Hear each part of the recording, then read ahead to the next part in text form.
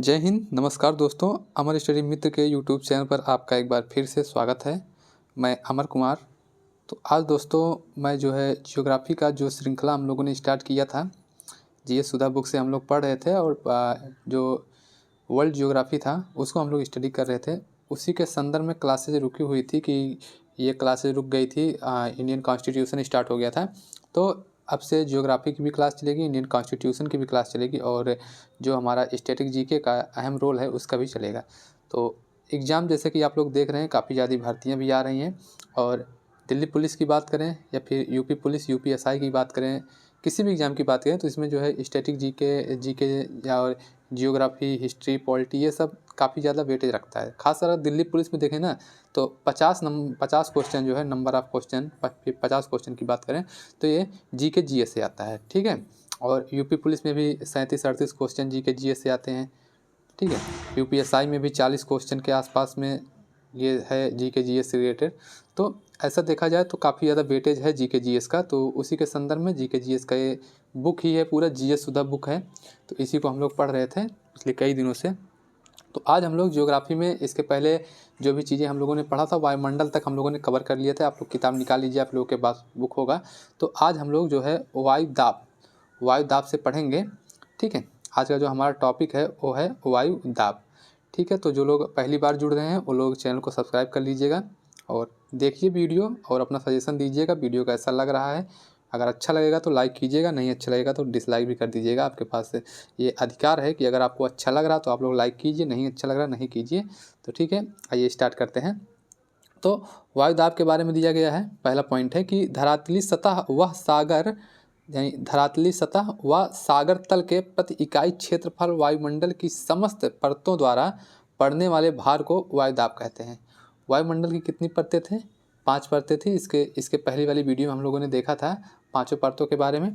तो वही चीज़ का जो धरातली सतह है, जैसे हमारी पृथ्वी है, पृथ्वी का धरातल है, इस सतह के ऊपर जो धरातली सतह या जो सागर वाला तल है, क्योंकि पृथ्वी जो है आधा स्थल है आधा सागर है, कहने का मतलब लगभग 70% जल है, ठीक है, 30% स्थल है। तो वही चीज़ है कि जो सतही है, धरातल सतह है और जो सागर तल है उसके ऊपर जो वायुमंडल के द्वारा प्रति इकाई क्षेत्रफल पर जो दाब लगाया जाता है ना, जो दाब लगता है वायुमंडल के द्वारा, उसी को जो है उसी दाब को वायु दाब कहते हैं, ठीक है। ये हो गया। नेक्स्ट पॉइंट निकल के आता है कि जो वायु दाब मापने की इकाई है बैरोमीटर है। ये क्वेश्चन बना है कि वायु दाब किससे मापते हैं, तो बैरोमीटर से, ठीक है। तथा इसे मिली बार व पास्कल में भी मापा जाता है। बाई चांस अगर बैरोमीटर नहीं दिया है, बैरोमीटर पास्कल दिया है तो पास्कल से भी वायु दाब को मापा जाता है, ठीक है। नेक्स्ट पॉइंट है कि समुद्र तल पर वायु दाब सर्वाधिक होता है और ऊंचाई की ओर जाने पर यह घटता है, ठीक है। जैसे जहाँ समुद्र तल होगा, समुद्र तल धरातल के अपेक्षा समुद्र तल में वायु दाब अधिक लगता है। और वहीं अगर आप लोग पर्वतों पर चढ़ेंगे, शिखरों पर ऊपर जाएंगे या फिर आप लोग ऐसे अंतरिक्ष में जाएंगे तो धीरे धीरे वायु दाब कम होता जाता है, ठीक है। क्योंकि जो भारी गैसें रहती हैं ना वो सतह के नज़दीक रहती हैं और जो हल्की गैसें रहती हैं वो धीरे धीरे ऊपर की तरफ रहती हैं, ठीक है। क्योंकि हल्की गैस रहेगी तो ऊपर उठेगी, तो इस नाते जो वायु दाब होता है, अधिकतम वायु दाब जो होता है वो नीचे ही रहता है। यानी कि जो समुद्र तल होता है वहाँ पर अधिक वायु दाब लगता है और ऊंचाई पर आप बढ़ते जाएंगे तो जैसे जैसे ऊपर जाएंगे वैसे वैसे वायु दाब कम होता जाएगा, ठीक है मेरे भाई।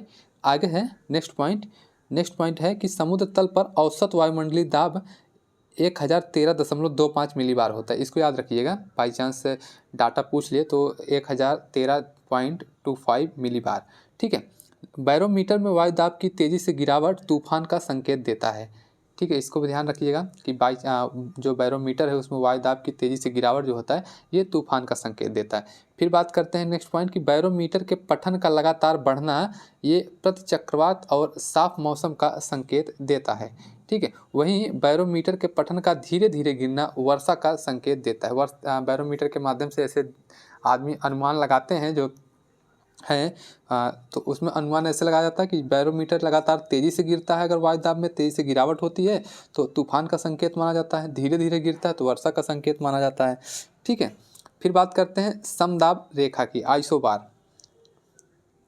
नेक्स्ट हेडिंग है हमारा आइसोबार। आइसोबार के बारे में देखते हैं, जिसको समदाब रेखा भी कहते हैं। ठीक है, सागर तल पर समान वायुदाब वाले स्थानों को मिलाने वाली काल्पनिक रेखा को समदाब कहते हैं या आइसोबार कहते हैं। जैसे सागर तल पर समान दाब वाली स्थान को मिलाने वाली रेखा को क्या कहते हैं, ये काल्पनिक रेखा होती है। ठीक है, इसी को समदाब रेखा कहते हैं। ठीक है, कुछ है नहीं, एकदम नॉर्मल चीज़ें हैं ये सब। ठीक है, वायुदाब पेटियों की बात करें तो एयर प्रेशर बेल्ट की बात करें तो पृथ्वी पर विभिन्न वायुदाब पेटियां पाई जाती हैं। नंबर 1 है भूमध्य रेखी निम्न वायुदाब पेटी। इसका विस्तार विषुवत रेखा भूमध्य रेखा के दोनों तरफ 5 डिग्री नॉर्थ और 5 डिग्री साउथ है अक्षांशों के बीच है। ठीक है, किसका, भूमध्य रेखी निम्न वायुदाब पेटी। जैसे ये हमारी पृथ्वी है, पृथ्वी को दो बराबर भागों में काटने वाली रेखा को भूमध्य रेखा, विषुवत रेखा या फिर इक्वेटर लाइन कहते हैं। ठीक है, तो इसके 5 डिग्री उत्तर, ठीक है, 5 डिग्री नॉर्थ और 5 डिग्री साउथ। ठीक है, तो इसके बीच में ये जो क्षेत्र बनता है ना, इसको जो है भूमध्य रेखी निम्न वायुदाब पेटी के नाम से जाना जाता है। 5 डिग्री उत्तर और 5 डिग्री दक्षिणी अक्षांश में। ठीक है, फिर आगे बढ़ते हैं। इसका निर्माण जो है इसका निर्माण वायु के ऊष्मीय प्रसार के कारण होता है, जिसका कारण भूमध्य रेखीय क्षेत्रों में उच्च सौर विकिरण एवं उच्च सतही तापमान एवं हल्की वायु संबंधी धारा का निर्माण करती है। कहने का तात्पर्य ये है कि जैसे इस जो ये बन रहा है, ठीक है, इसका निर्माण कैसे हो रहा है, इसका निर्माण वायु के ऊष्मीय प्रसार के कारण होता है, जिसका कारण है भूमध्य रेखीय क्षेत्रों में उच्च सौर विकिरण एवं उच्च सतही तापमान। क्योंकि देखिए, जो भूमध्य रेखा पर सूर्य जो होता है हमेशा लंबवत रहता है, वहाँ पर जो सौर विकिरण होता है वो लगातार वहाँ पर रहेगा, सूर्य की किरणें वहाँ पर आएंगी। इस कारण से वहाँ का तापमान भी उच्च होता है, गर्मी ज़्यादा वहाँ पर होती है। इस नाते वहाँ पर जो है हल्की वायु संबंधी धाराओं का निर्माण होता है। इसीलिए जो है इसको क्या कहते हैं, इसको कहते हैं भूमध्य रेखीय निम्न वायुदाब पेटी कहते हैं। ठीक है, भूमध्य रेखीय निम्न वायुदाब पेटी। ठीक है, फिर आगे देखते हैं, अगला पॉइंट है, इस कारण यह क्षेत्र पवन रहित होता है। यहाँ पर हवाएं नहीं चलती हैं, पवन रहित होता है। ठीक है, पवन रहित एवं वायुमंडलीय स्थिति शांत रहने के कारण यह क्षेत्र डोलड्रम कहलाता है। डोलड्रम, ये नाम याद रखिएगा, डोलड्रम किसे कहते हैं। तो जो 5 डिग्री नॉर्थ और 5 डिग्री साउथ के बीच का जो क्षेत्र है वहाँ पर पवनें नहीं चलती हैं, इस नाते उस वायुमंडलीय स्थिति, वहाँ की वायुमंडलीय स्थिति जो है वो शांत होती है, इसीलिए उसको डोलड्रम कहते हैं। ठीक है, क्योंकि वहाँ पर हवाएं नहीं चलती हैं। फिर आगे बात करते हैं, नेक्स्ट दूसरे नंबर का जो आता है, दूसरा है उपोष्ण कटिबंध उच्च वायुदाब पेटी।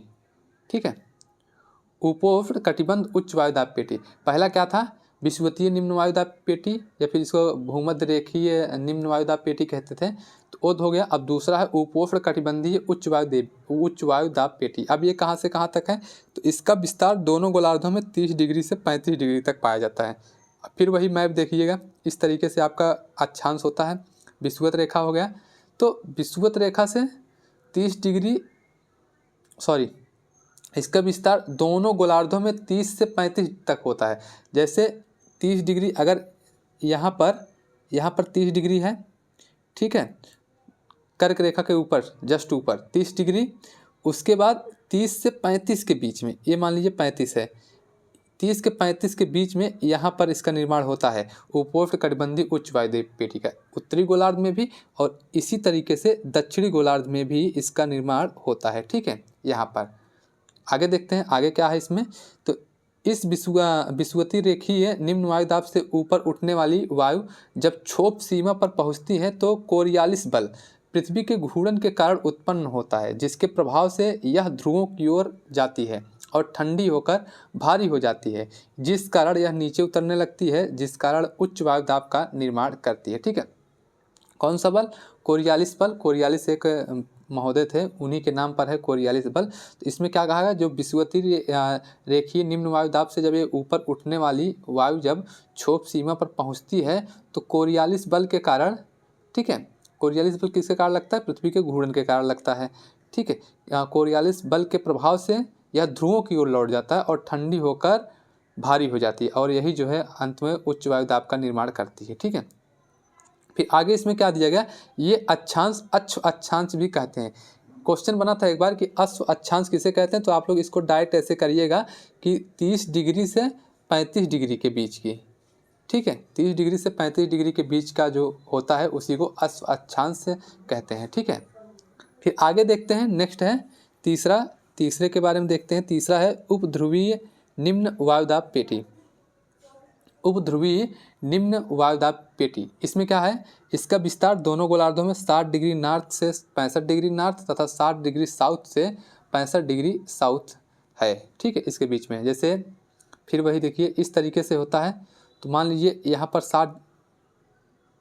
60 डिग्री है, तो 60 डिग्री से 65 के बीच में यहाँ होगा, फिर 60 डिग्री से 65 के बीच में यहाँ होगा, ठीक है, इस तरीके से होता है। आगे देखते हैं, इसका निर्माण पछुआ पवनों एवं ध्रुवीय पवनों के उस क्षेत्र में टकराने के कारण होता है जिसको गति प्रक्रम के कारण, ठीक है, इसको गति प्रक्रम कहते हैं। पवनों के टकराने से वायु ऊपर उठती है जिस कारण निम्न वायुदाब का निर्माण होता है। पवनों के टकराने से वायु ऊपर उठती है जिसके कारण निम्न वायुदाब का निर्माण होता है। नेक्स्ट आता है अगला, ध्रुवीय उच्च वायुदाब पेटी।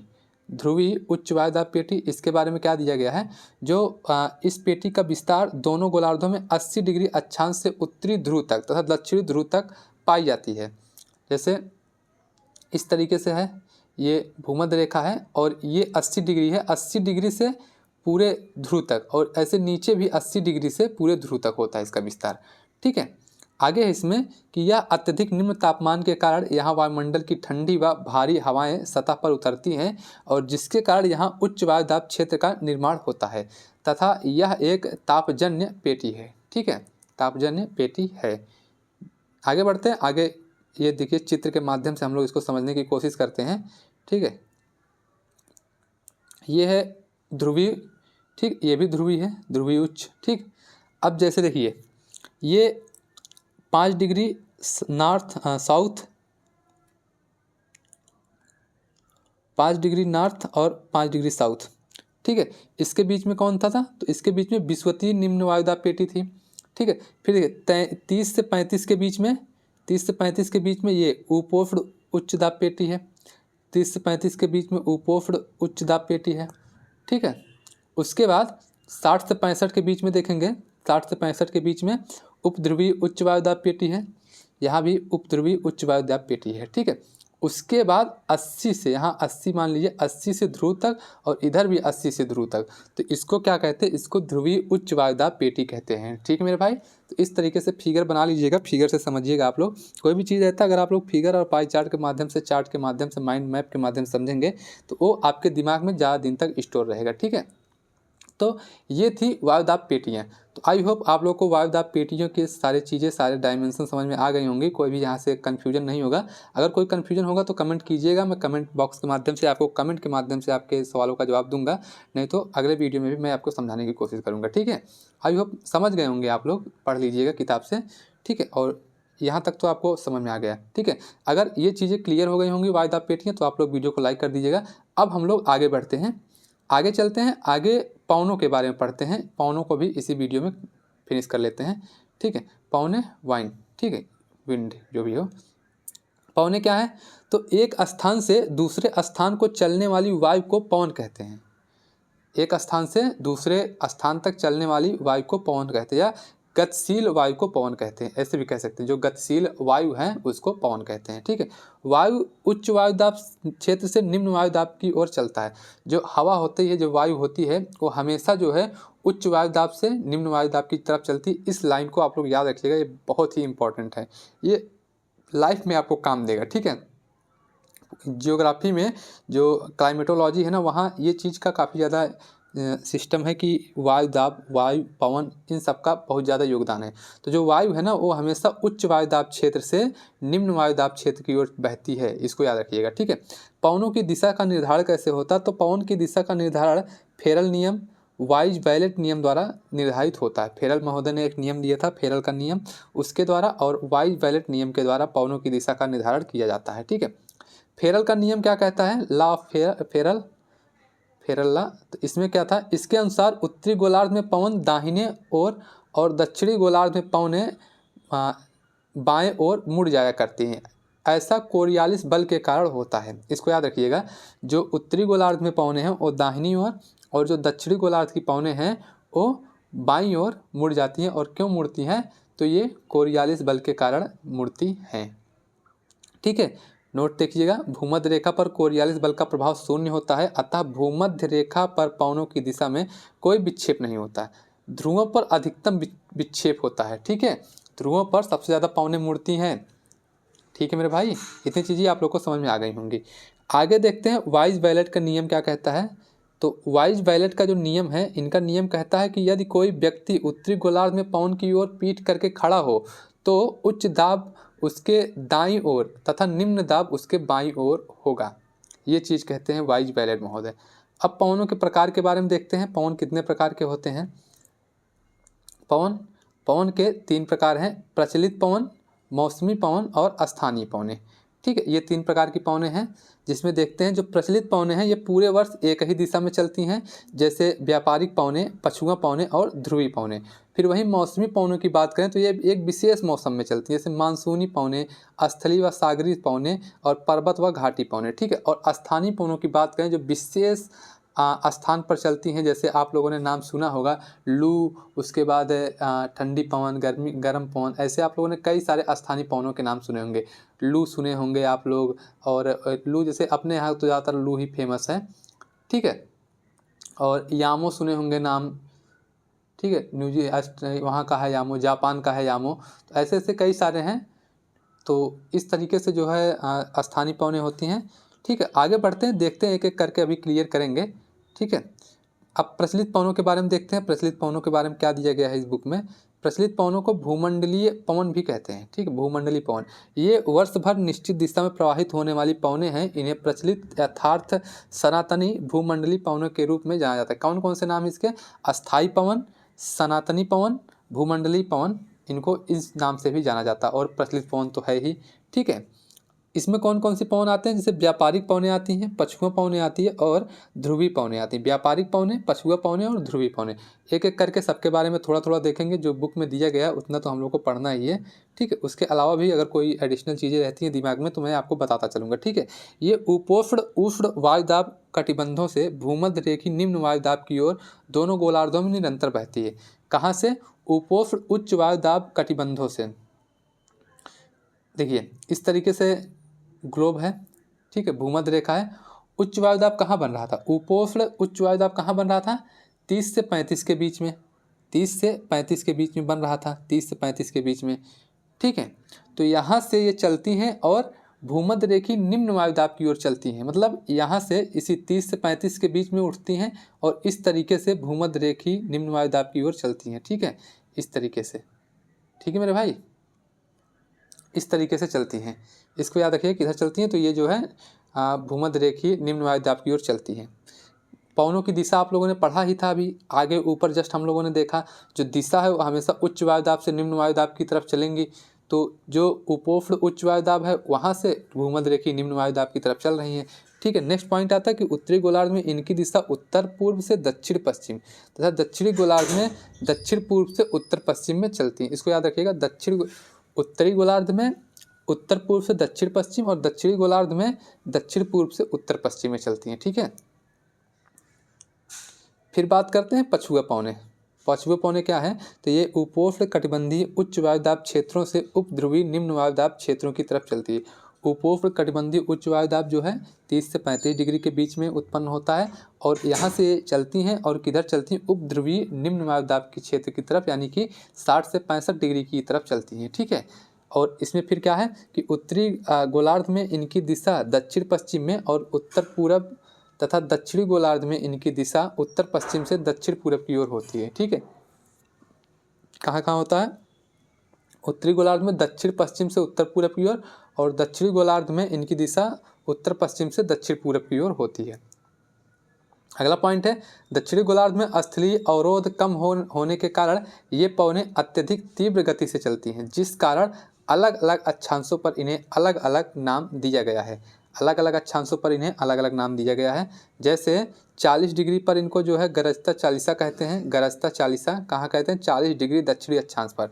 और 50 डिग्री दक्षिणी अक्षांश पर इसको प्रचंड पचासा कहते हैं, और 60 डिग्री दक्षिणी अक्षांश पर इसको चीखता साठा कहते हैं। ये सब क्वेश्चन बने हैं।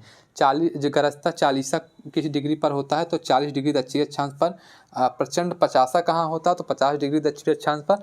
और 60 डिग्री दक्षिणी अक्षांश पर क्या होता है, चीखता साठा होता है। ठीक, क्योंकि इस तरफ ना पवनें बहुत ज़्यादा अत्यधिक तेज चलती हैं। ठीक है, अलग अलग काल की गतियाँ जो होती हैं ना बहुत ज़्यादा तेज होती, बहुत ज़्यादा। जैसे 40 डिग्री पर इसकी गति इतनी तेज होती है ना कि इसको मतलब एकदम कहते हैं ना गरजता 40 से चल रहा है, एकदम गरज रहे हैं हवाएं।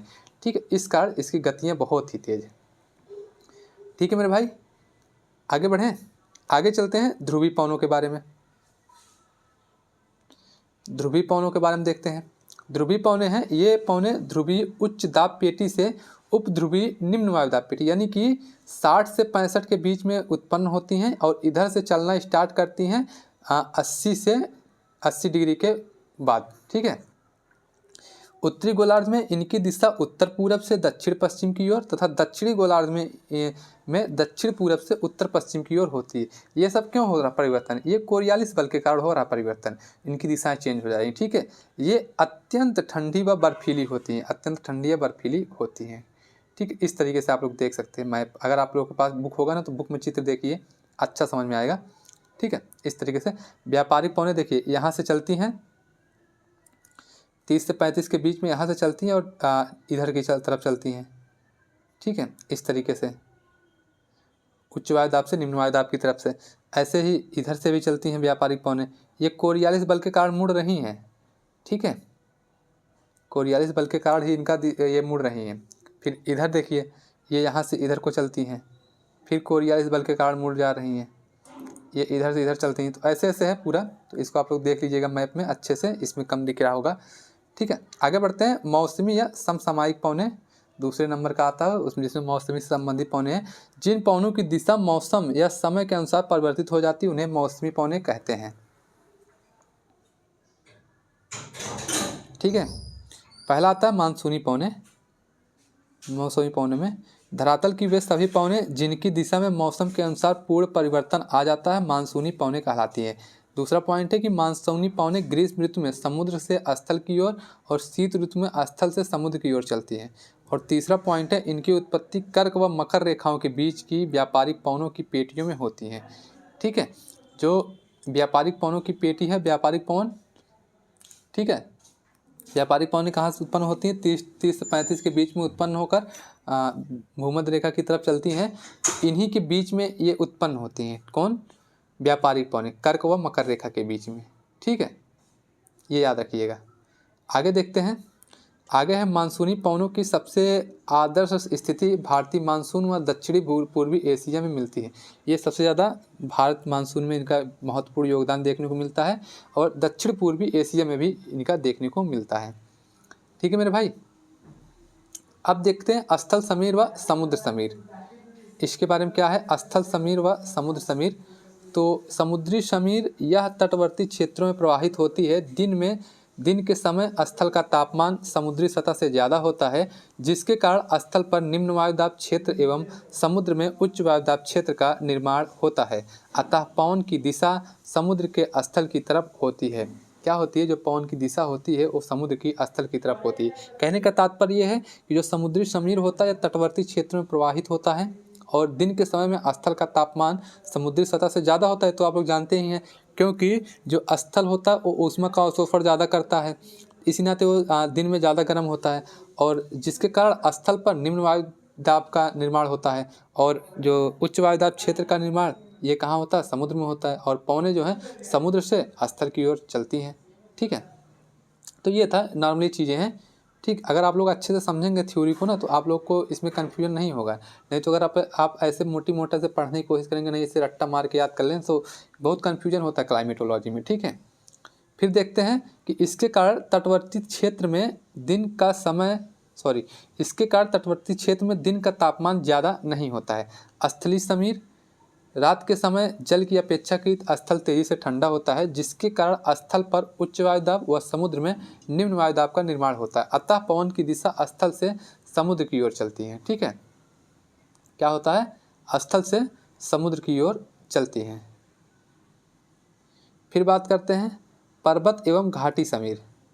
पर्वत एवं घाटी समीर में क्या है, जो घाटी समीर होता है दिन के समय पर्वत का तापमान ज़्यादा और विकिरण प्राप्त करने के कारण घाटी की अपेक्षाकृत ज़्यादा होता है, जिसके कारण पर्वत पर निम्न वायुदाब एवं घाटी में उच्च वायुदाब का निर्माण होता है। अतः पवन घाटी से पर्वत की तरफ बहती है, इसलिए इसे घाटी समीर कहते हैं। वही चीज़ है, जो पवनें होती हैं हमेशा उच्च वायुदाब से निम्न वायुदाब की तरफ चलती हैं। जहाँ भी निम्न वायुदाब का निर्माण होगा तो पवनें उच्च वायुदाब से निम्न वायुदाब की तरफ बढ़ने लगेंगी। ठीक है।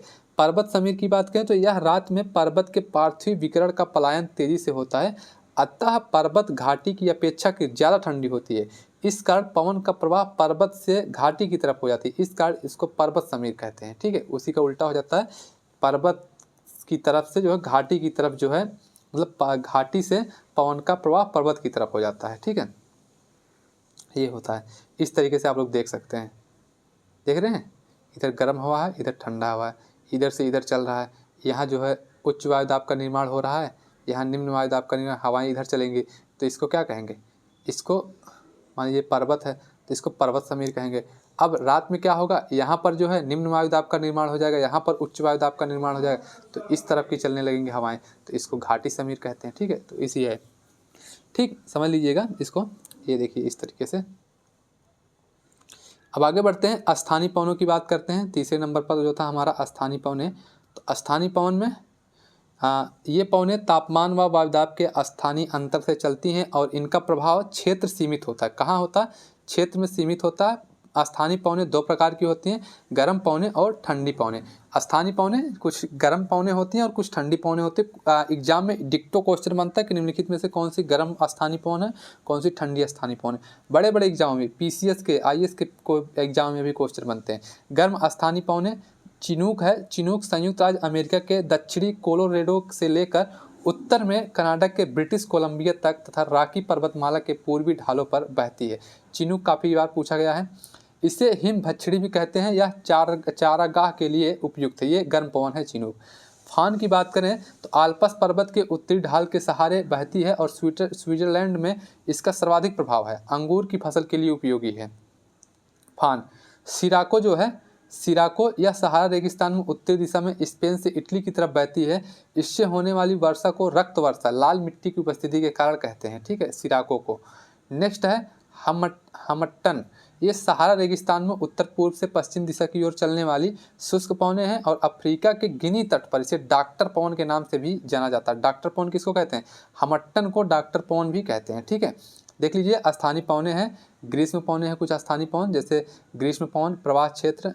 ठीक है, जैसे लू है, लू उत्तर भारत और पाकिस्तान में चलती है। गोरीच पूर्वी ईरान में चलती है। ब्लैक रोलर उत्तरी अमेरिका में। सामल जो है ईरान में। ब्रिक फील्डर ऑस्ट्रेलिया में। नाविस्टर न्यूजीलैंड। यामो जो है जापान की गर्म हवा है।